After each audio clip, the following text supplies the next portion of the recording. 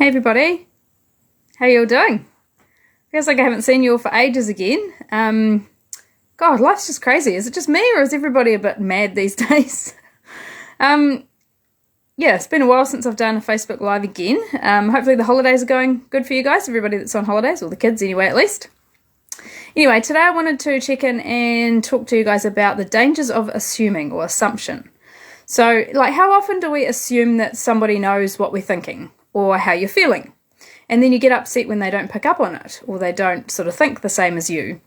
Or we misinterpret how someone is feeling, like, into something that they're not. Yeah, it's a hard way to put it, but like, often we can be really wrong about this, and therefore assuming can be really dangerous in relationships with people. So we think, for example, that we know certain people, our husbands, our wives, our friends, our family, our partners, our parents, whoever it happens to be, our kids even, I guess. And sometimes we tend to assume things without any proof. So, for example, if it could be something small like assuming that your partner's organising dinner tonight, only to find that it's 5 o'clock and you thought they were doing it, they thought you were doing it, nothing's out of the freezer and ready for dinner and everybody's starving. 2, something obviously bigger like assuming that your partner's on the same page with you in relation to like marriage or kids or finances, for example, those types of things. So assumptions generally aren't based on facts, they're based on what you think is going on in someone else's head. This can often lead to conflict and also can make the other person feel misunderstood or unheard, like you don't know them, for example, like they might feel that you don't know them by assuming things that are incorrect, I suppose. So you might have a thought, for example, and you think it's a fact, but you don't have all the information, so you've assumed the rest of the story. And then, yeah, you can get the wrong end of the stick, and it can sort of snowball from there, I guess. So it's almost like judging somebody without actually knowing them first, and you can be completely wrong about that person. So that's another way to kind of think of it, I suppose. No one's a mind reader. That would be impossible, I guess. So don't assume that others know how you're feeling, or don't assume that they know how you feel in a situation either. It kind of goes both ways.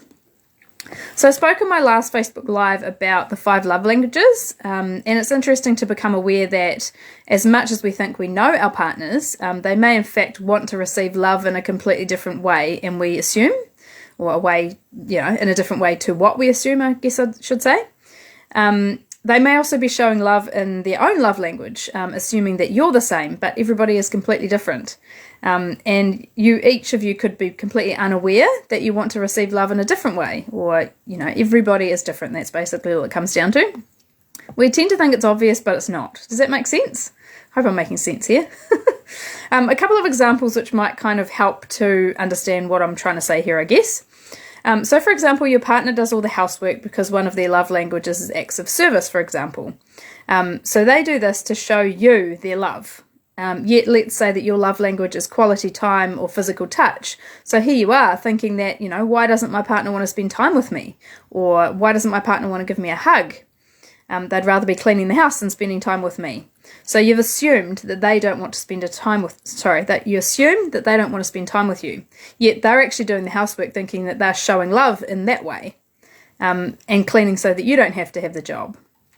And they're also thinking that you don't appreciate them doing all of that work.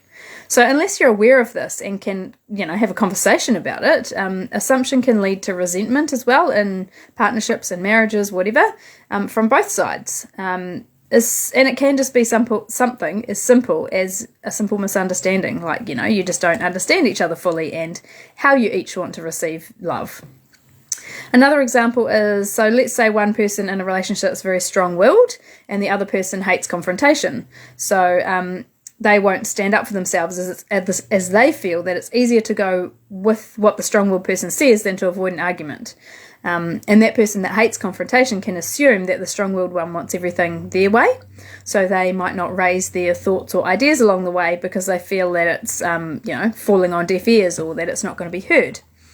Whereas the strong-willed person might actually they might actually like to be challenged and would prefer the non-confrontational person to share their ideas so that they can have a healthy conversation about the topic, and perhaps come to a compromise so that everybody's happy and taking into account the other person's feelings, if that makes sense. So these two people can actually work really well together in some situations, like if you've got a good cop, bad cop situation, and you can use the strengths and weaknesses that each of you have in this relationship to your advantage in situations involving other people. One of you can be the good cop, one of you can be the bad cop. It's also not just about partnerships, so the same goes for friendships, those types of things as well. We also might think that we know our friends well, but in fact that they've had a completely different upbringing to us. They've got different morals, they've got different beliefs, and they've got different values to us. So, they may assume or interpret things very differently to us.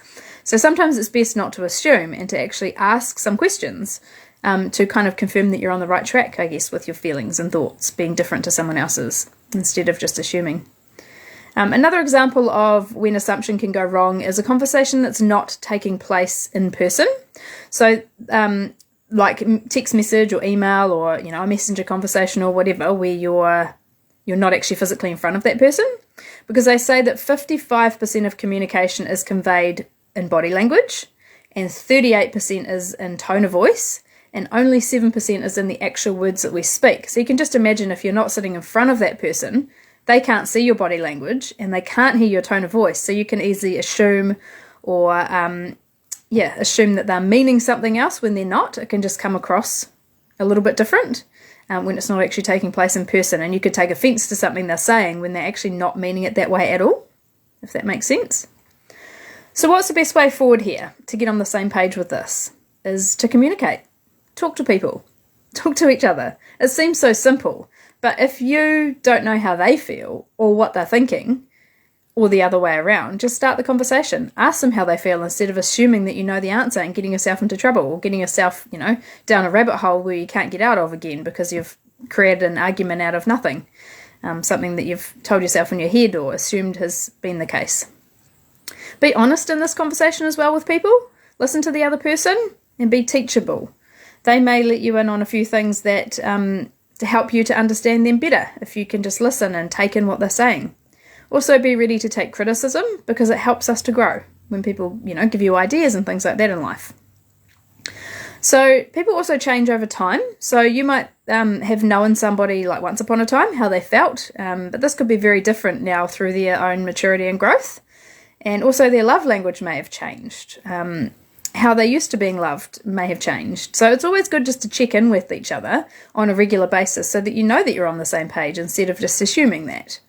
Another example of this could be like a long-term relationship where you assume that your partner's happy and that their needs are getting met, but you later find out that in fact it's quite the opposite.